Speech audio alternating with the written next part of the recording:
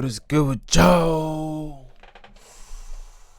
Wait. We got horrifying things that happen on horror movie sets. Boy, I wouldn't mind being in a horror movie, but as soon as the real shit get to cracking down, nigga, no, put me in the action movie. Go put me in Marvel or something. Nigga tripping. But we about to see what's cracking though. Not too long of a video. Hell no. A lot of horror movies are legitimately scary, but in some cases, the events that took place on the sets of certain horror movies were more terrifying than the movies themselves. A number of horrifying incidents have taken place on the sets of some of the most successful horror movies of all time, before, during, or shortly after filming. Whether these incidents were fatal accidents, cruel twists of fate, or some sort of evil curse still remains debatable. Perhaps a good place to start would be the Amityville Horror House, whose events may start to seem even scarier when you learn that horrors also took place on the sets for both the 1979 movie and the 2005 remake. The first Amityville movie starred James Brolin, who wasn't originally eager to take on the role, but eventually he accepted it because of something strange that happened. While reading the script one morning and getting to a scary section of the story, a pair of the actor's pants suddenly fell off a hanger, causing him to literally I thought he was about to say they got pants. I'm like, nigga, fuck, freaky ghost. Jump out of his chair in fright. James, of course, saw this as a sign that he needed to take the role, and the rest was history. Fast forward to the 2005 a sign to take the role? That's a sign from God, bitch. This ain't for me, nigga. Remake, with Ryan Reynolds taking on the part that was originally played by James Brolin. During filming, Ryan Reynolds, along with other cast members, claimed that every morning at exactly 3:15 a.m. they would wake up. The reason why that's terrifying is because 3:15 a.m. was the exact time that Ronald DeFeo murdered his entire family in the house. And it becomes a whole lot more creepy. At one point during filming, there was also an actual dead body that washed up near the filming set in the boathouse in the backyard of the house. Actors and crew members always suspected that there was an otherworldly presence during the filming of the movie. Whether they were right or just overly paranoid, who knows? The 2012 film The Possession is an unconventional horror movie that involves rabbis, Judaism, and a cursed Jewish relic called Dybbuk box that attaches itself to a young girl. A Dybbuk box is a wine cabinet claimed to be haunted by a Dybbuk, which is a malevolent wandering spirit that enters and possesses the body of a living person until exorcised. What happened on the set of The Possession left even the star of the movie, Jeffrey Dean Morgan, feeling very uneasy. He already had a lot of experience acting in horror movies and shows under his belt. Some of the seemingly supernatural things that happened included lights exploding for no apparent reason, as well as chilly breezes wafting through closed sets for no particular reason. But the scariest incident occurred when the storage facility where all the movie props were being held caught fire and burned to the ground. A team of investigators concluded that the fire was not started from an electrical fault or arson, but the actual cause for the fire couldn't be determined.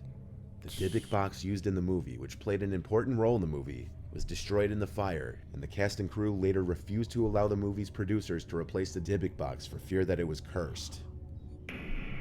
Facts. The Conjuring is a movie that's supposed to be based on the true story of the Perron family, who claimed to be tormented by supernatural entities in their Rhode Island home in the 70s. While several of the family members spent time on the set during filming, the mother refused to go anywhere near it, as she was convinced that several unexplained events that plagued the filming of this movie on set were proof that the spirits hadn't finished with them yet. For instance, when members of the Perron family were visiting, a furious gust of wind suddenly rose and seemed to swirl around them. However, nobody could see any movement in any of the trees just opposite them, movement you'd expect to see from any normal gust of wind. Just a couple days later, the hotel that the actors and movie crew were staying in caught fire and everyone had to be evacuated. And it doesn't end there. James Wan, the movie's director, recalls working late in his office one evening when his dog started growling at something. He would get up to investigate, but he couldn't find anything that would be antagonizing the dog. However, the dog had his sights on something across the room. It seemed he had focused on an unseen entity in one corner of the room. James took a break from working after this, having been legitimately freaked out. Vera Farmiga, who played the role of a paranormal investigator in the film, refused to take the script home with her, as she said it made her feel uneasy. She also couldn't read it at night because she became paralyzed by fear whenever she tried. After a phone call discussion with James Wan, Vera opened her laptop screen, and there were 3 digital claw marks from the upper right diagonal to the lower left. This wasn't the last time it happened, though. Her next experience came a few months later, literally on the day that she completed work on The Conjuring. She returned home to upstate New York, and when she woke up the next day, she discovered what she describes as 3 claw mark bruises across her thigh. A freaky ghost. In 1983, a movie based on the Twilight Zone series was released. During filming, actor Vic Morrow was killed on the set. That look creepy. Deaths on movie sets have happened many times. But what makes this extra disturbing is the fact that Morrow appeared to predict his demise just a year earlier. A year before filming of the Twilight Zone movie began, Vic took out a $5 million life insurance policy on himself, explaining to friends and family members that he had a premonition something bad was going to happen to him on an upcoming movie. He had seen it in a dream he had. Unfortunately, his premonition came true, because while filming a scene involving a helicopter for the Twilight Zone, the helicopter crashed and decapitated him. 2 child actors were also killed in the accident, which prompted a lengthy investigation and court case. It was later revealed in court that the movie's concept artist unintentionally drew an identical image in his sketches to what actually happened, a burned-out helicopter in the middle of a river, essentially foreshadowing the accident. The accident led to civil and criminal action against the filmmakers, which lasted nearly a decade. One of the children's fathers testified that he heard John Landis, the director, instructing the helicopter to fly lower. All 4 parents testified that they were never told that there would be helicopters or explosives on set, and they had been assured that there would be no danger, only a lot of noise. John Landis and 4 other crew members would be found not guilty on the 3 charges of manslaughter, having been the first time a director was charged due to a fatality on a film set. While our nation's best are giving their blood, I ain't skipping sweat, this and tears motherfucking on a ad, pitch. nigga. I need a break. Getting carried away now. The 1976 film The Omen is another horror classic following the tale of a young boy named Damien Thorne, who was replaced at birth by his father, unbeknownst to his wife, after their biological child died shortly after birth. As a series of mysterious events and violent deaths occur around the family and Damien enters childhood, they come to learn he's in fact the Antichrist. The film almost wasn't going to be completed due to an alleged curse that surrounded filming of the movie. So many horrible things happened on the set of The Omen that it can be comparable to the amount of bad things to happen in the movie. Front flip. Tragedies began with the son of the lead actor Gregory Peck taking his own life as soon as filming began. No. The next incident was when a crew member suffered major injuries after getting into a car accident while driving to the set. This making me think twice about wanting to do horror movies, like shit like Conjuring. Though I could do shit like I Know What You Did Last Summer, Halloween. You know, like the fake shit. But when you try to do some motherfucking paranormal type movies, But the tragedies didn't stop there. The scriptwriter's airplane was struck by lightning en route to the film's location.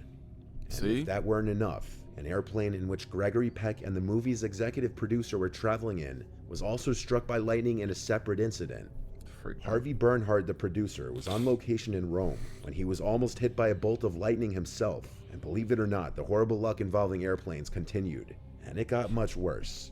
One day, the crew had decided to use a private airplane to get from one film location to the other. However, just after the plane took off with a number of the crew on board, something went wrong and the plane went down, crashing into a road and hitting a car, which then crashed at a high speed into another vehicle. All 11 people involved in the accident were killed.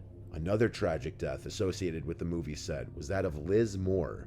John Richardson, the Omen special effects expert, was driving through the Netherlands with Liz Moore when they were involved in a terrible car accident. Richardson escaped with very minor injuries, but Moore's head was completely severed when a tire smashed into their vehicle. This incident was eerily reminiscent of a scene in The Omen, in which the character Keith Jennings, investigating Damien's supernatural origins, is decapitated by a sheet of glass that comes loose from a vehicle on a construction site.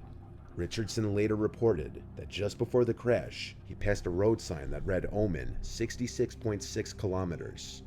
Make of that what you will, but there's no denying that it's not too far off to speculate that the production of The Omen may have been cursed. That, or it was all just an outrageous coincidence.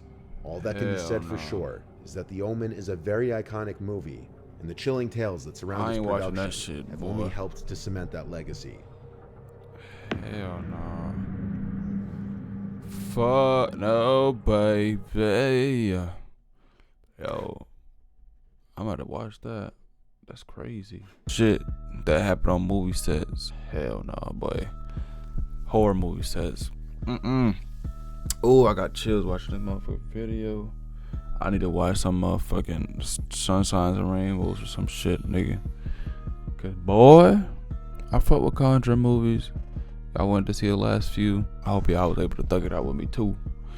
I'm gonna catch y'all in the next video too. Cause we gonna get into some who knows what it do. If you got anything you want me to react to, let me know. You know, we still killing it. Reacting to the movie clips. That's our bread and butter. You know what I'm saying, son? Without further ado, come.